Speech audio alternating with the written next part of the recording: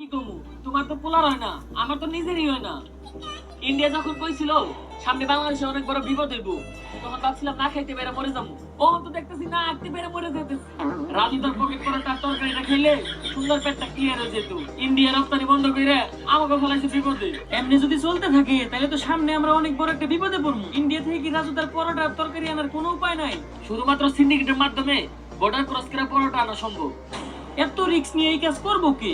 একজনই আছে, সিন্ডিকেট জগতের বাদশা পুষ্পা।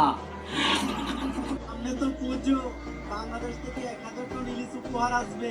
তোমার হাতে সর্ষে ইলিশ খাবো, গরম ভাত, সাথে নেবো এক পিস মাছ। একটু মাছ ভেঙে ভাতের সাথে মাখিয়ে মুখে দিলেই এমএলএ দাদা, বাংলাদেশ থেকে একটা সেটাবাঙ্গা খবর এসেছে দাদা। দিনে তো গরম ভাতে পানি না রেলে, সবে মাত্র গরম ভাতের সাথে সর্ষে ইলিশটা মাখিয়ে মুখে দেবো। আরে দাদা, ইলিশ থাকলে তো সস্তা ইলিশ খাবে। এবার তো বাংলাদেশ থেকে আর পদ্মার উপর ইলিশ উপহার আসবে না। সে কি কি একটা ঝামেলায় বললাম কত শামসু, পোলাটার দুদিন ধরে আগা হয় না। আমি আর